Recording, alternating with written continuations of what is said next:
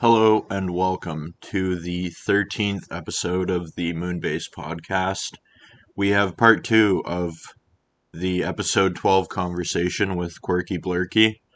It's a great continuation, great convo, and a great dude. We continue to discuss the vagabond life, just different adventures and whatnot, and if you want to see more of what he's up to, check out r/vagrantmangoes.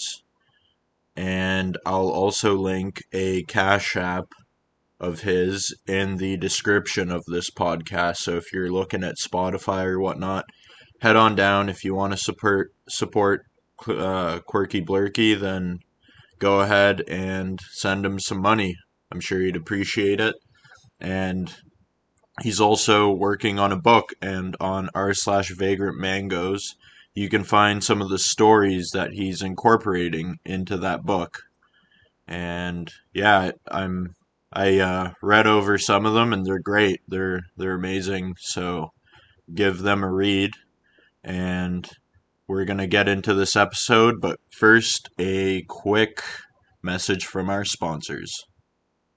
Hey there, listeners. Do you ever find yourself thinking, do I need any help at all? Well, if you do, you're in luck, because today's episode is brought to you by Worse Help. That's right. Worse Help is the opposite of everything you've ever wanted in a self-improvement service. Forget about the personal growth, emotional support, and mental well-being. Worse Help has got you covered when you want to take a nosedive into chaos and confusion. So, what makes Worse Help so terrible, you ask? Well, let me tell you. Instead of licensed professionals, Worse Help connects you with a team of highly unqualified individuals that have no idea what they're doing. That's right. Instead of improving your mental health, they'll make sure you question every life decision you've ever made. You'll find yourself wondering, did I really need therapy in the first place? Worse Help also offers a cutting-edge app that crashes more often than it works, so you'll be left feeling frustrated more than ever before. And their chat support? Don't get us started on that. It's like talking to a brick wall that occasionally insults your intelligence. And if you're concerned about your privacy, don't be. Worse Help has no encryption, no security, and absolutely no regard for your personal information. Your data will be floating around the internet for anyone to see. Plus, their self-help guides are full of advice like embrace your worst impulses and procrastinate your way to greatness. It's the perfect recipe for disaster. So if you're tired of all that self-improvement nonsense and you're ready to embrace the chaos of life, head over to Worse Help today. Just remember, Worse Help is not responsible for any friendships, relationships, or jobs lost due to following their advice. Results may vary, but you can count on things getting a lot worse. And now back to our regular, scheduled programming. I mean, overall, what would you say your percentage of having those sort of interactions is? Percent? I don't know. Like before I used to get picked on a lot. People would push me over and stuff. Like when I was in Montreal not too long ago, just before I went to Winnipeg, there was this one drunk guy walking down the street. And you know how when you're walking down the street, sometimes you'll catch somebody's eye? Well, he was having a bad night too. So I looked at him in his eyes and he looked at me in my eyes and he's like, what the fuck are you looking at? And I was like, dude, I'm just walking down the street, man. He was like, oh yeah, well fuck.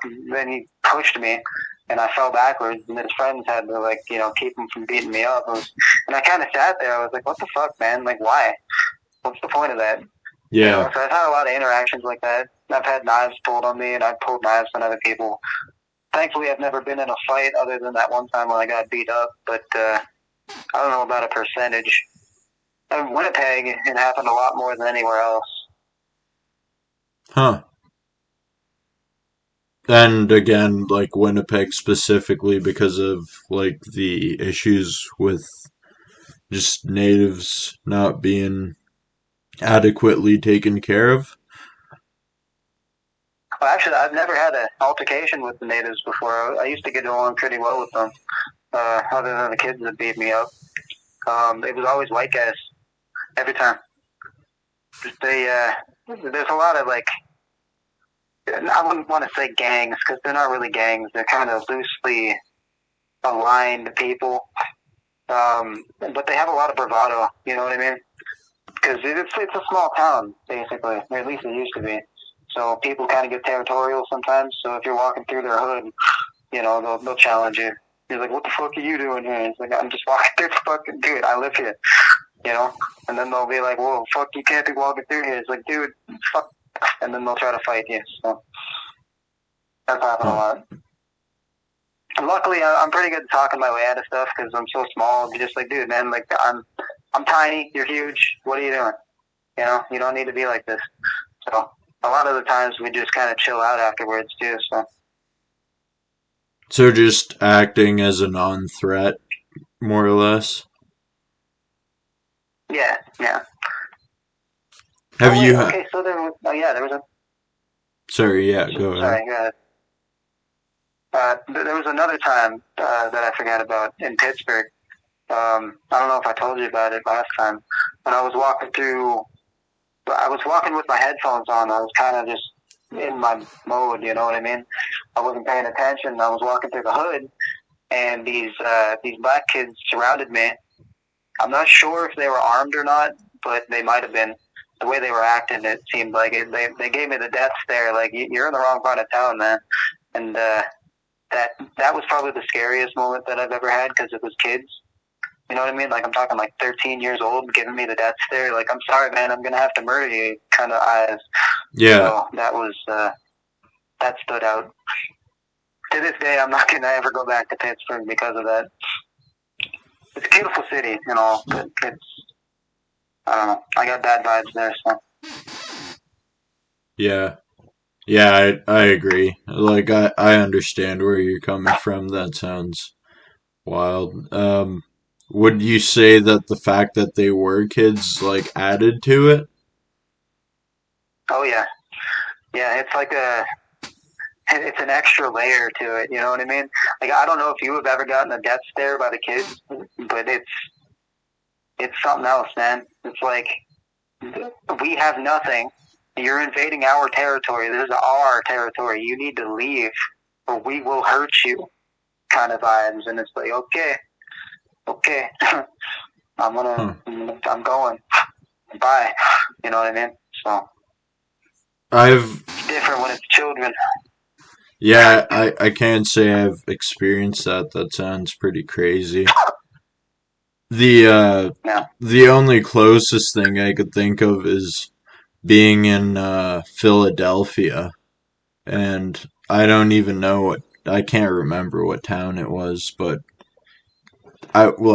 when I went down there, like, we were the only white people there, and by the way people were looking at us, like, they were like, "What are these people doing here?" You know?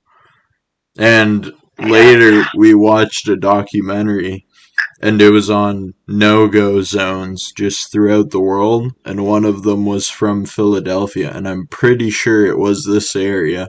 Because even when we drove through, there was like a gas station, and it just had like 10 cops lined up, like surrounding the gas station there, like cordoning it off.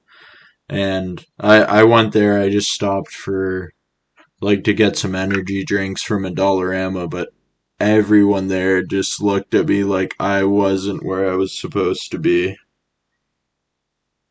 Yeah, you get that feeling like, oh, I need to go somewhere else now.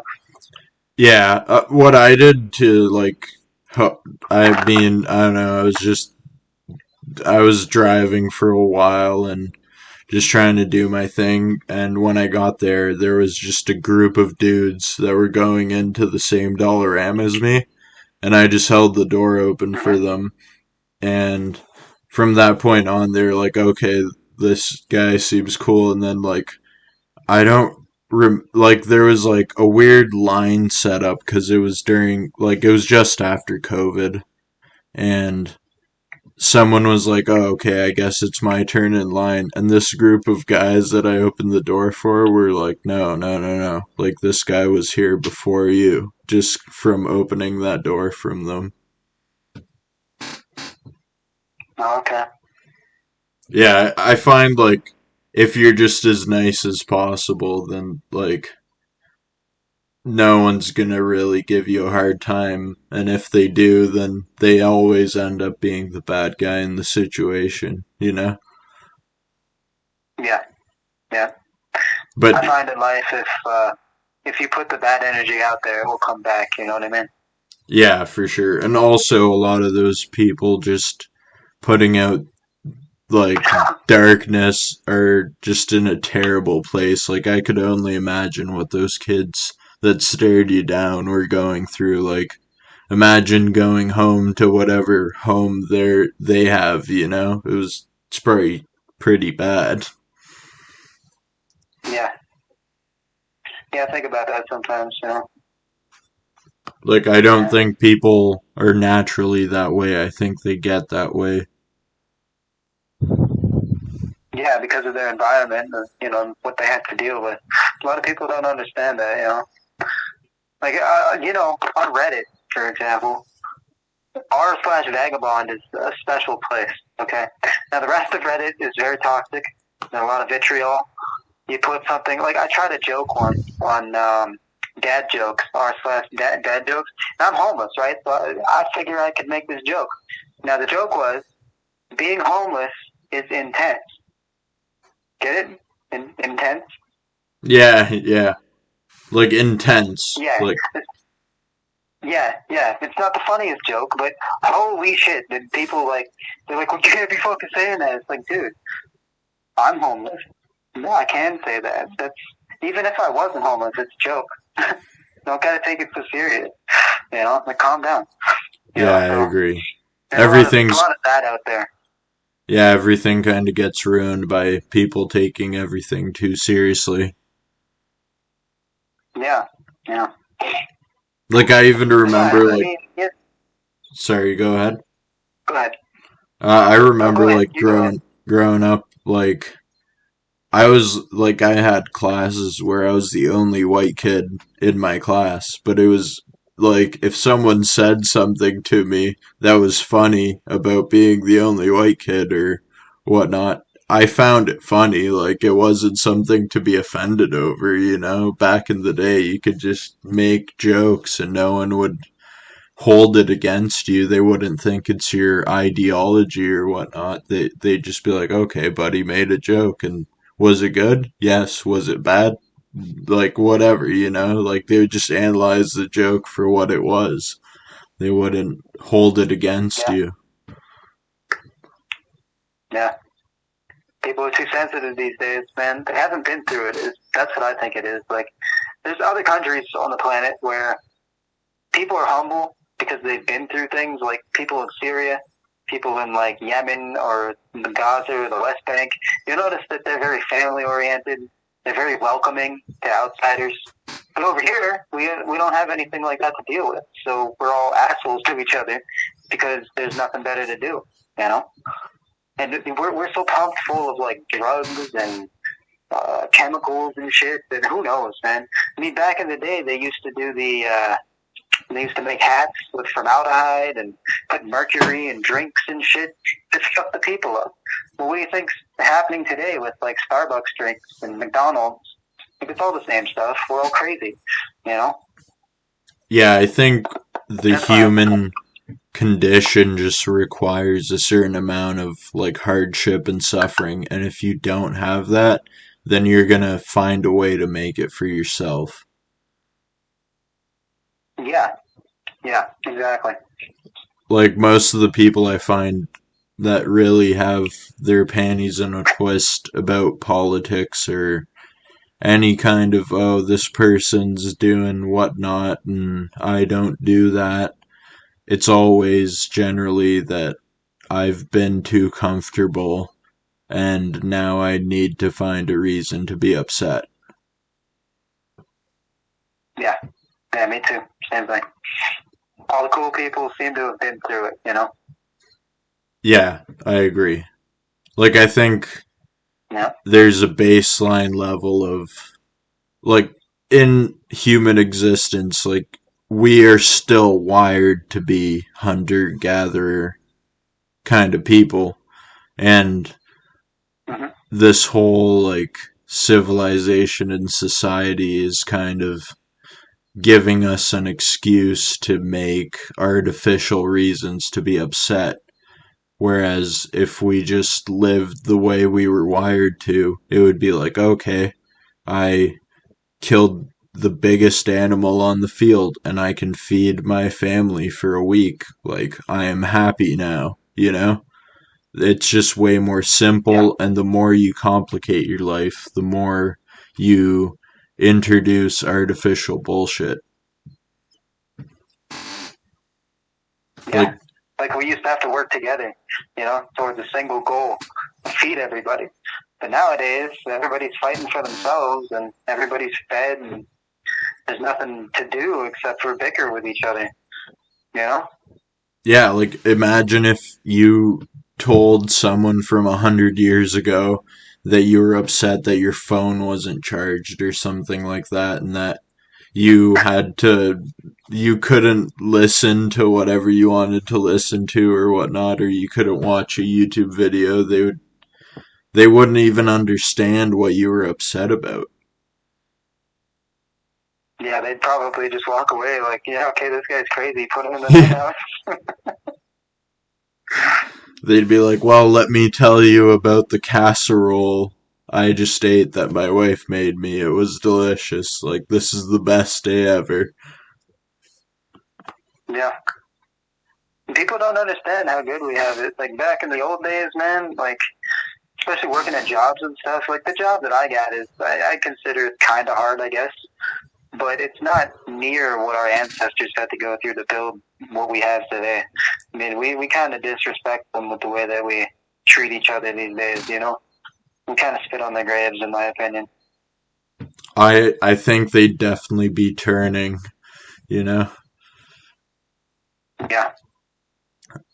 I think it's just Yeah. back in their time being like weak, and not in the sense of, oh, okay, I'm physically weak. That wasn't like the consideration. It was more just, can you put in your 16-hour day and come home and still be a decent person, you know?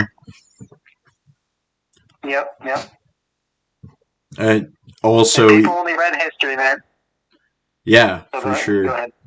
And like even now with like the vagabond lifestyle, I feel like a lot of the people that look down on it are kind of coming from the same place. It's like, do I how can this person exist without all the creature comforts that I've worked so hard to achieve? I did 8 years of school. I went to law school. Like, what do you mean you're happy just in the woods? Yeah.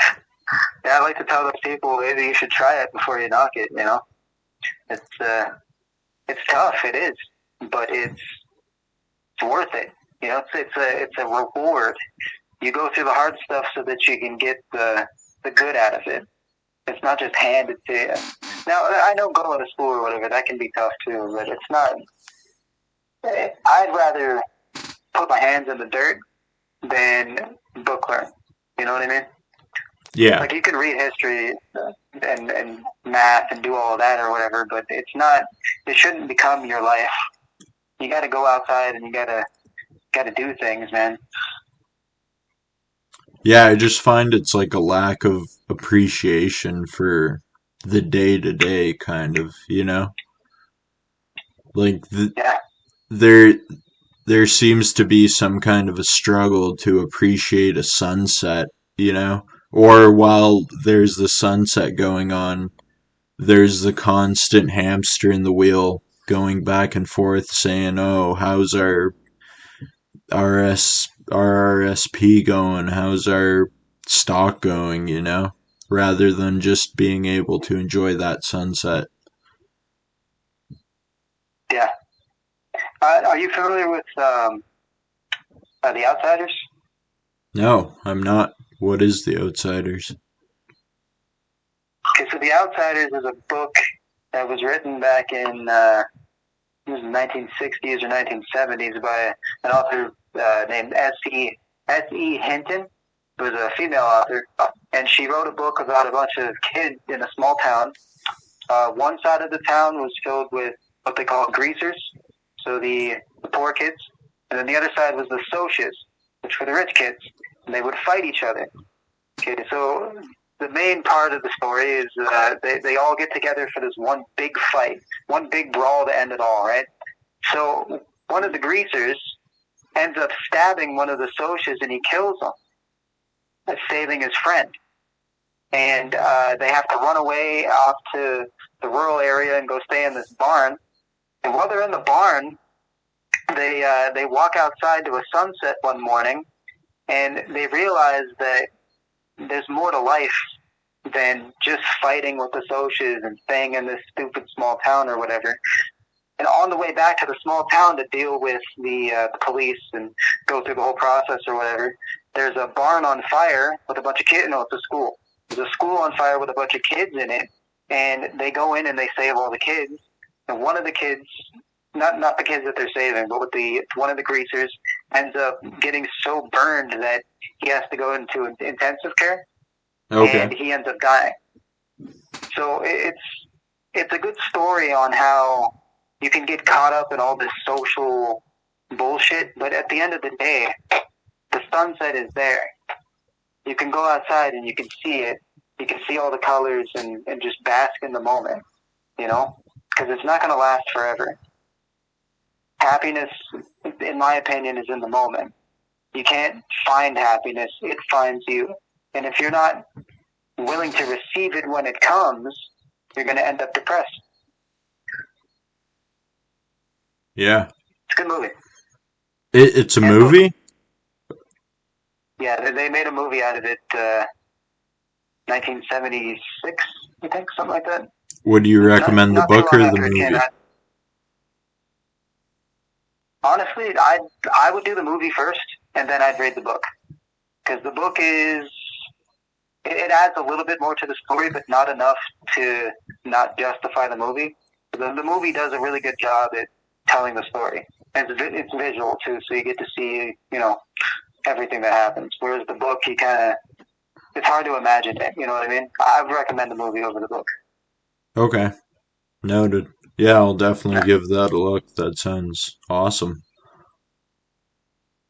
Yeah, it's my favorite, not my favorite movie, it's my favorite book, but it's a very good movie.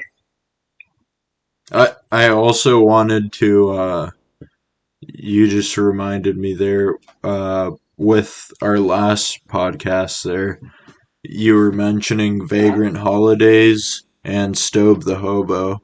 So I've seen Stobe before, and it's awesome. Like, I love watching his adventures. Sometimes if I just can't go to sleep, I'll just, put on a Stobe the Hobo documentary and just go to sleep. And Vagrant Holidays, I checked it out, and that's also joined the same ranks. Like, if I need something before bed or something, that's my go-to. One thing you should check out is David Cho's Thumbs Up. Are you familiar with David Cho at all? I've heard about David Cho. Can't picture him offhand, but I've heard about him. So he's this Korean dude that's just goes hard. He just goes wild. So he's a gambling addict, and the way he made his fortune. So before that, he would just gamble and do art shows, and he made $1 million plus just doing that. But his real Kickstarter into riches was painting the Facebook offices before they became big. And he got an offer for 60 grand cash or 60 grand cash or 60 grand in the stock of Facebook. And no one thought Facebook would be anything at that time. He didn't even like MySpace. He didn't use any social media at the time, but he was such a gambler that he just went with the Facebook stock, and he ended up making over $100 million on that. And he has this show called Thumbs Up, which is him and his buddy Harry Kim just hitchhiking through China, the US, and then they do one trip from Tijuana to Alaska.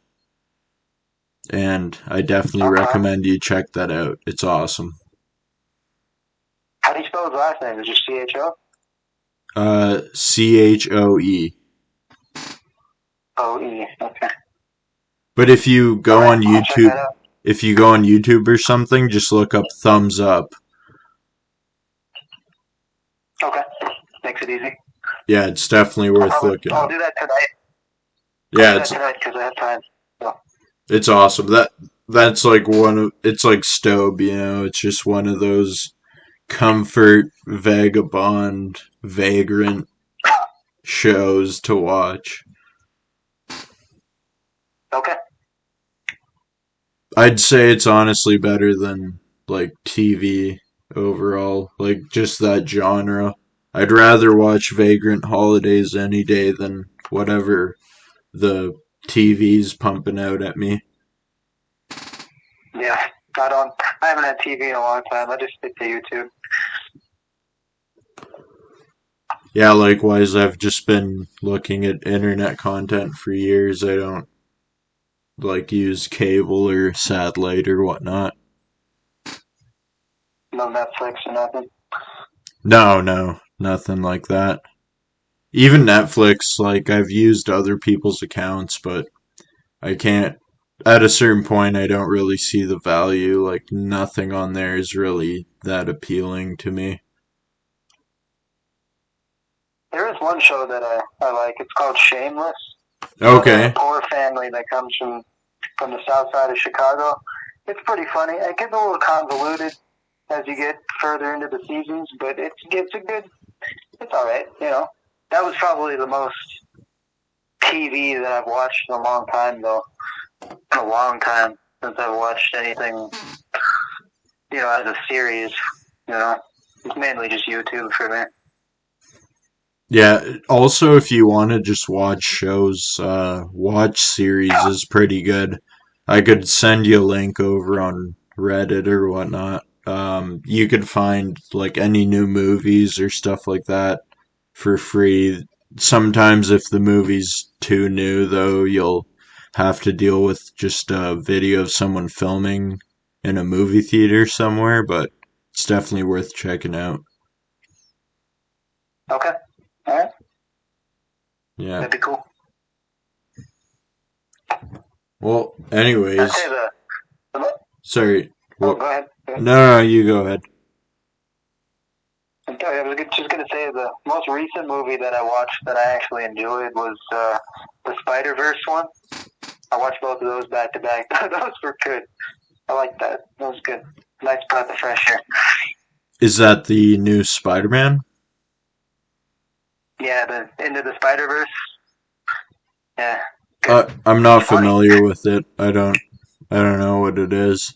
Is it like a cartoon or live action or? Yeah, it's animated, but it's like cell shaded almost. I'm It's not really what? sure what the art style is.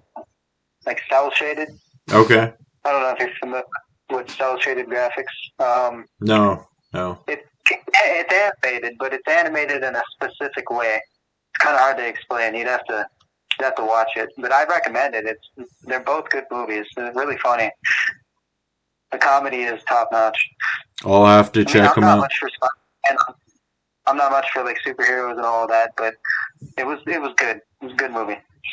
Right on. Yeah, yeah. Movies. I'm not super big on superhero movies, but also if you're saying it's good and you're also not big into superhero movies, then I can appreciate it. I'll check it out.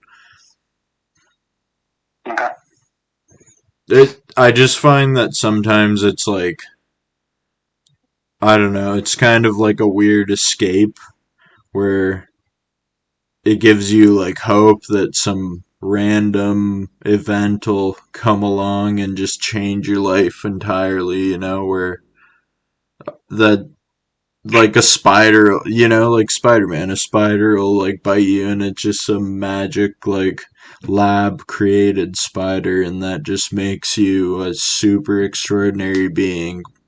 Whereas I don't know, or it's like Batman or Tony Stark where it's like you're already some billionaire douchebag and you like you have the money to make everything happen and you just decide that what has to happen is you fucking beat up burglars or something. Yeah, yeah. It's not really realistic, you know what I mean? I feel you on that. I don't like those types of movies. I don't like most movies, to be honest. I'm not really big on movies. You know, just stick to my YouTube. What would you say is like from YouTube, what brings you the most entertainment and enjoyment? Anything with comedy in it. Okay, so like I don't know if you're familiar with John Tron.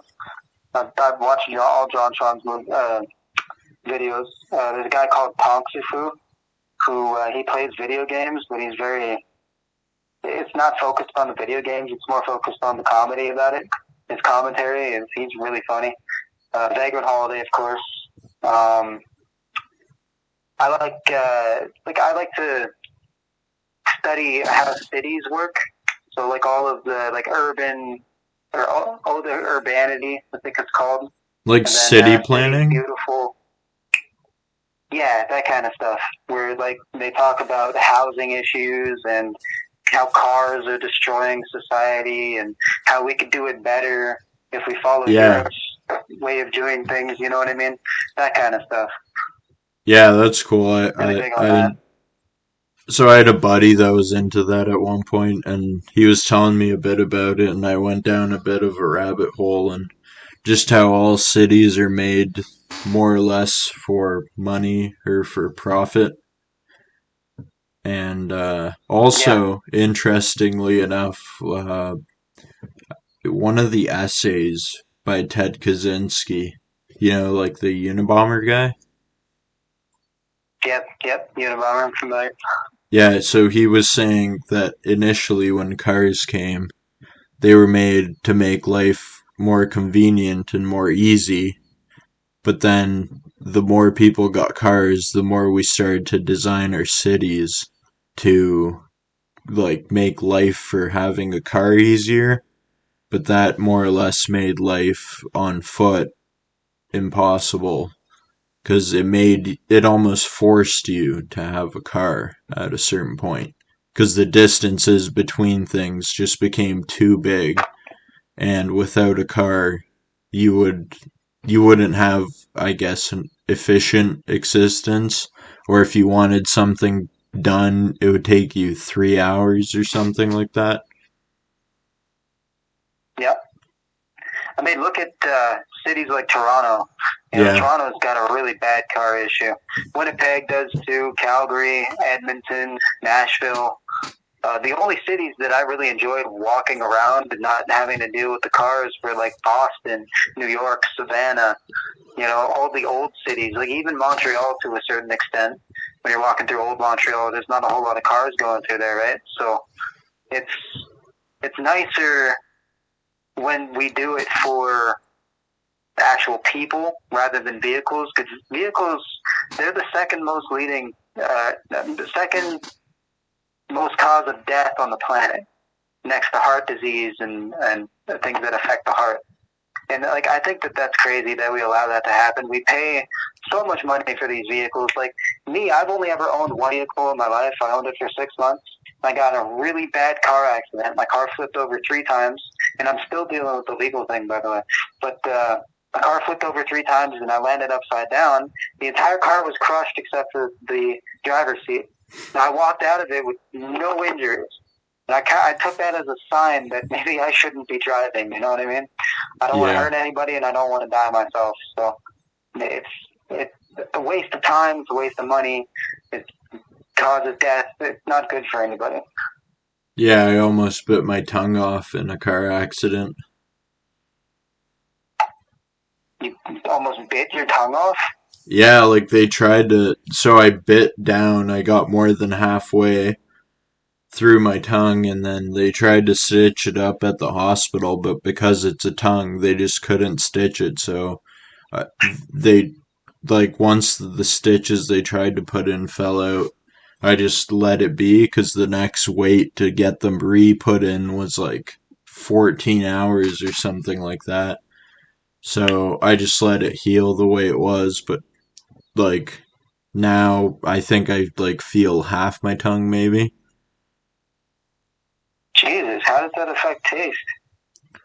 Um not not I don't know. I haven't been super like mindful of if I can feel taste there. I do taste things, but it's like just the front half of my tongue. Like some, like even if I move it around in my mouth, there are parts that I can like tell I can't feel as much. Wow, that's crazy. What happened in the car accident? So I was living out the car and I had a bunch of crap in there, and some of it rolled onto my accelerator and drove me right into a wall. Okay, Jesus, Yeah, I don't that's know. crazy. Yeah, it wasn't a great time, but it is what it is. Yeah, as long as you can pick up and move on from it, you know. Honestly, too, now, like, without the stress of having to maintain anything, it's kind of nice in a way. Yeah. Are you living out of a car now, or? No, I'm just, like, hopping between spots, like, but for the most part, it's just, like, whatever the backpack can fit. Okay, so you're like me then. Yeah, yeah, pretty much. It's just, like, the area I'm in, I know people, so I can figure out where I bounce to next, you know? Yeah. So for now, I got like somewhat of a stable position. I'm just working welding during the day, like fixing dump truck bins, and then yeah, just hanging out, and then trying to save up to hit the road again. Yeah. But I also have to I do can the feel you math. on that one. Pardon? I feel you on that one. Yeah, I just got to do the math right because winter's coming, and Canada's pretty rough for its winters, so Well, why don't you head down to uh, U.S.? I've been down, like I went all the way down to Texas. I drove down the East Coast. That's definitely what I'm thinking. It just, like, my timeline for how much I would have versus when I could get down there in a reasonable time before it actually gets really cold, you know? Yeah, yeah, I know what you mean. Because right now I'm don't have any vehicle or nothing, so I would have to really boogie it down there to not have a bad time. Do you have a passport? Yeah, yeah, I do. Well, you could just fly. I could, but also, I don't know, I have some like legal restrictions, so I gotta figure out how to shimmy my way down. Oh, okay. I understand. Yeah, I mean, it's very doable, but it's just something that needs some planning and consideration beforehand. Yeah. What? Well, I wish you good luck with that because, you know, I don't want to see you out in the cold, man. Yeah, yeah, for sure, that would be rough. Um, if I'm ever down there, or you're ever up here, we should definitely go out, grab a beer or something. I don't drink, but we could go out and enjoy it, you know, maybe a coffee or something. That'd be good. Yeah, Yeah, for sure. D- is there a reason you don't drink, or just not part of your lifestyle? Yeah, there's a big reason why I don't drink. That girl that I told you about, I think it was in the last one, right, Sabrina? Or Okay. maybe it was the post that I made on Reddit. There was a post that I put on Reddit too. Her and I used to drink pretty heavy. We'd get drunk every day, and one day, I woke up one day and she was gone, and I found her outside, passed out in the some apartment complex or whatever. And I kind of sat down and I thought to myself, I was like, what am I doing with my life? You know, like we're just gonna die out here.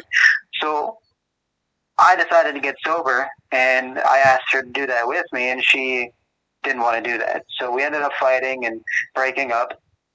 And then I went on my adventure to Vancouver, and when I came back, I ran into her once, and she was still really upset with me. She was falling all over the street because she was drunk, and I picked her up by the hand and took her over to the sidewalk, and she recognized me, and she said, "Get the fuck away from me!" I was like, "All right, Sabrina, that's fine." And 3 months later, right after, or no, but right before COVID hit, 3 months before COVID hit, she died. She choked on her own vomit in her sleep because she was drunk. So I made a promise to myself that I would never drink again, and I've kept that promise. So I'm sorry to hear that. Yeah, like good for you though for keeping up the sobriety. It just sucks like seeing someone you care about die. yeah, yeah, she was a really good person. So yeah, it sucks, but you know, it is what it is. She made her own choice. Yeah, But yeah, she's why I don't drink. So fair, fair.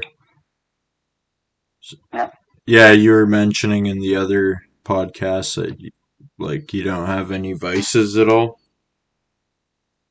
no, I don't drink. I don't do drugs. I used to smoke weed. I did that all the way until I worked at a weed shop in BC right before it was legal, when it was still in the gray zone. And I noticed that the quality of the product was not great. There was mold on it a lot. It was dry and nasty. We got raided by the RCMP, and I just figured it's time to put it down. It's taking a lot of my money, and it doesn't really get me high anymore. It's weird. You know, I don't know what they're putting in it, but it's not what it used to be.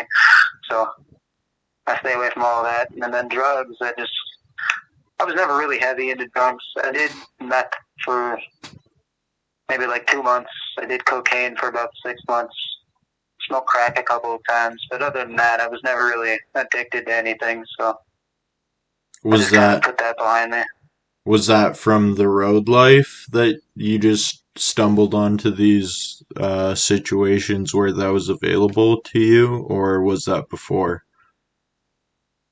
No, that was the time when I was with Sabrina. She she introduced me to all that stuff pretty much.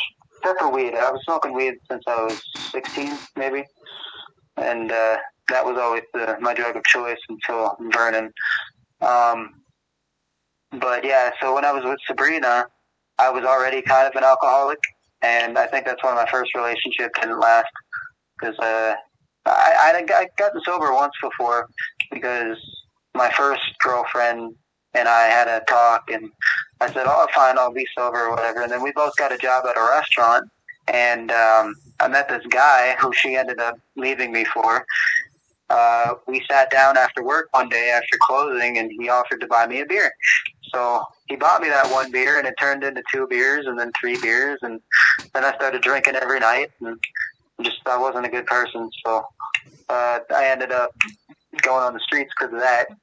And then met Sabrina, who was also an alcoholic, and we just kind of encouraged each other to keep going deeper into the hole.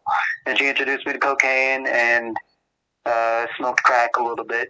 And then right at the tail end of it, there's this one kid, forget his name. He was a weird kid. He came over. He was one of Sabrina's friends, but they were fighting. And Sabrina and I were fighting at the time, so I was like, "Fuck this! I'm gonna go hang out with the kid." So we went to the basement. He pulled out a meth pipe, and we started smoking meth. And then a week later, I woke up with the cops over me saying, "Yeah, are you all right?" And I was like, "Yeah, man, what's going on?" They said, "We found you by the dumpster. Are you okay? Did you like take anything?" I was like, "No, man, I'm okay." So I looked at my phone, and it was, luckily I still had my phone. I looked at my phone. It was a week later. I was like, "What the fuck?" And then I went and I met with the kid again, and we started doing it again. And then a month, maybe a month and a half, I can't really remember. After that, I just kind of looked at myself in the mirror again, and I said, "What the fuck, man? What are you doing? You can't be doing this." I lost so much weight. My teeth were all fucked up, and I was just like, "No, I can't do this. I'm going to die doing this. I don't want to do that." So I put that down, and then got sober again, and then started drinking a little bit more when I was in BC. And when I came back, I was almost 100% sober. I drank a few beers here and there, and then she died. And then I said, "Fuck, I can't do this no more. It's over. It's ruining my life," so I stopped. Yeah, respect. It makes sense. Yeah. That, I think we all got to go through stuff like that to understand it, you know what I mean? yeah. Some of us don't make it. I mean, most people in our situation, or one that's like a tangent to it, I find, have similar stories, you know? Yeah. Everyone I've heard some really bad stories from people sometimes, and it's like, wow. I don't judge you for doing what you do, you know what I mean? You do you. That's fine. You've been through it, you know. You use that to cope. That's fine. But some people, when they get violent or they get too out of hand, you just can't be around them, you know? Yeah. Yeah, for sure. Are you happier with the person you are today then, as a result of that? Like, would you... Yeah. Would you trade having not had those experiences versus having not had them? No, I wouldn't change a thing about my life. I made a lot of mistakes, but we all do, right? You know, if I didn't have what had happened to me happen to me, other things would have happened to me if I was somebody else too. So, you know, you got to take what you're given and make like lemonade, or lemons to lemonade. You know, Yeah. if you're given lemons, make lemonade. Don't get sour. You know, that's the way I look at it. And if you had to give advice to someone listening right now, what would you say to them?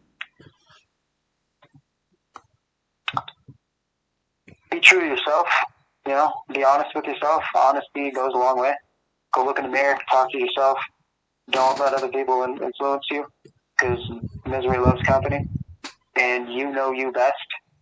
So do that and see where you're at. And if you feel that you need that in your life, then more power to you, man.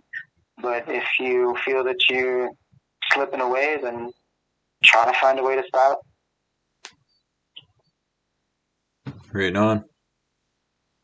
Well, thank you for coming on for a round two.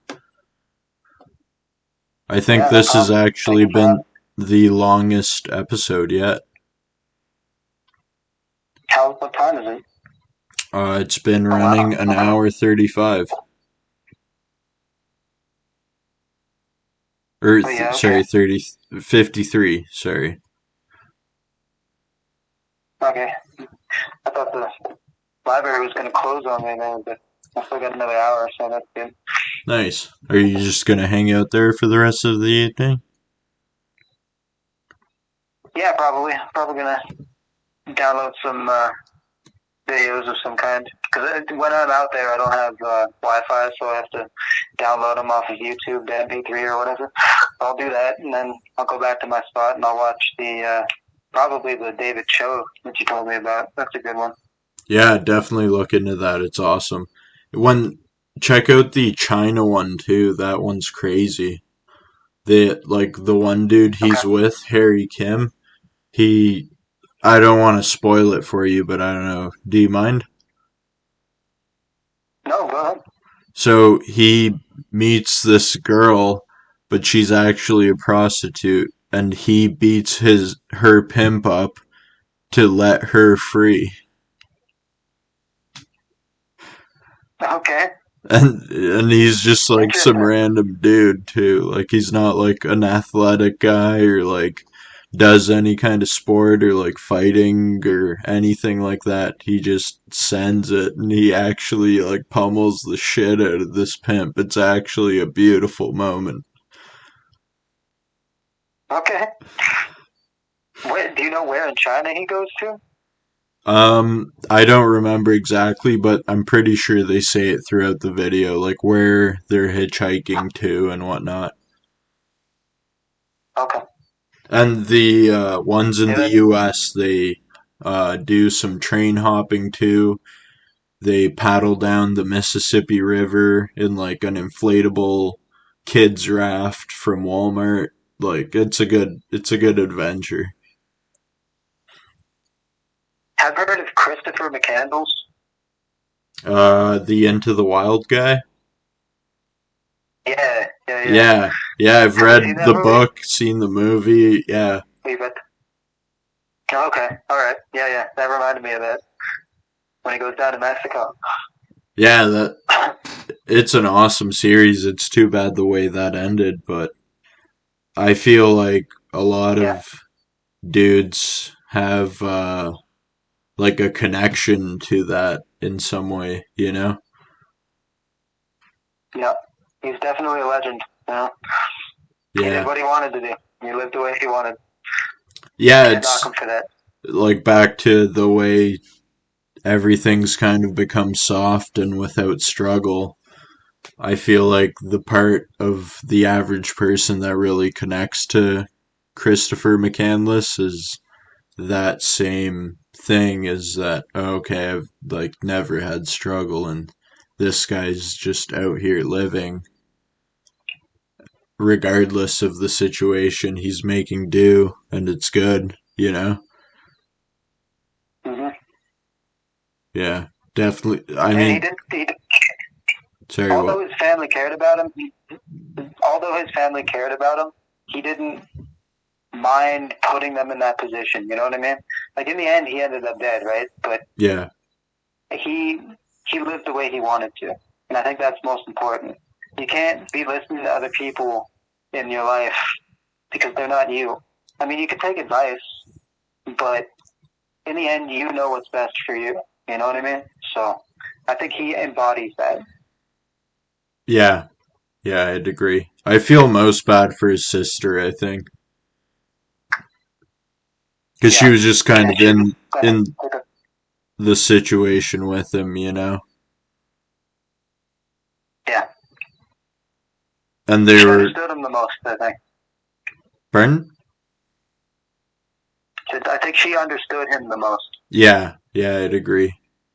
I'd agree. Like even Yeah. when there are the letters or whatnot that she wrote and they wrote back and forth throughout the whole time, even though like you could tell she was hurt that he didn't write for I don't know, like months or a year or whatnot, she still understood where he was coming from.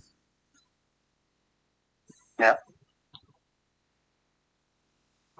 Well, And he did it before it was cool. So, yeah. Well, I mean, there's always been like yeah. the Jack Londons and Jack Kerouacs. There's a few guys that have done it before we've even Yep. came on the map. Have you ever read Jack Kerouac's On the Road? No, I haven't. No. I'd How do you definitely give spell it a his look. It's last name? pardon? How do you spell his last name? Kerouc, I believe. Sure, right. Okay. Yeah. So he You know wrote a what? I'm book. gonna look that up. He I mean, wrote, I'm in the library already, right? Why not? yeah. He was talking Right. about like his adventures hitchhiking and going around the U.S. and just being just a vagabond, vagrant kind of guy, you know? Yep. Yeah, it's definitely worth You a know look. what? I don't know if you can spend it on Reddit. the video that they took down to YouTube. I don't know if you're familiar with Ilya. He's actually on our vagabond. He got in an accident not too long ago. A car hit him or something. No. He's from Russia. Okay. His name's Ilya, and he does YouTube also. And there was this one video that he did with a kid from Portland. And he went from New York to Portland. They took it down. They took that video down. But I have it. I had saved it before they took it down. I'll send you that video if I can find it on one of my SD cards. I'd have to look through it. But I don't know if I could send it on Reddit. But I have your number, so I could probably send it through text. But Yeah, or we could just set up like a Google Drive or something and you can just upload it there. Okay, yeah, I could do that too. Yeah. Good. Yeah, I'd definitely be interested in seeing that. It's because the kid from Portland, he has a lot of knowledge about the history of hobos. Okay. And it's really cool. He's a cool kid. Good name. But yeah, I'll look that up and I'll set it up so I can send it to you. Alright, right on. Yeah, shoot me a message and we'll figure that out. Okay. Alright, well, it was good having you on.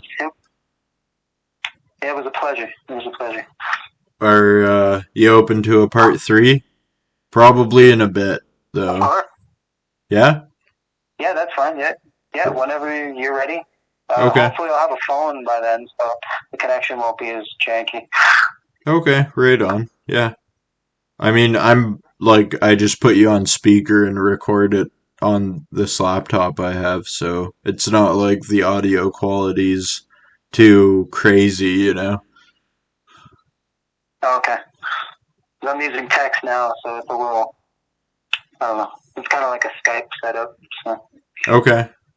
Yeah, I mean, we'll figure it out. I'll shoot you a message on Reddit, but anyways, it was great having you on. We had another great episode, another great chat.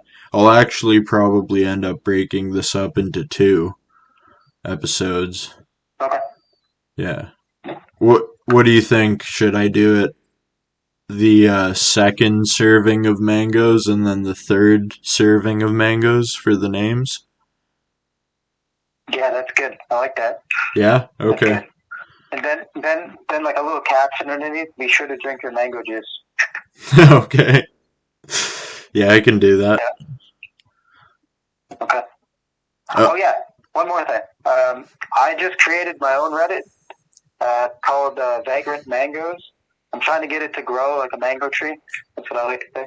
So if you could put that on there too, that'd be great. Is that r/vagrant mangoes? Yeah, that's right. Alright, well, also a shout out to r/vagrant mangoes. And if you want to shout out anything else before we shut her down, feel free.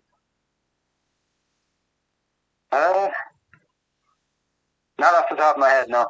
Maybe for the next one I'll have a list. Okay. I can think of anything. Yeah, I mean, you shout out a bunch of stuff the last one, so it's all good. Like, people know where to go to find content. Yep. Alright. Well, I guess that concludes another episode. Alright. Thank you. And be sure to eat your mango. I'll eat them as fast as I can. Okay. Alright.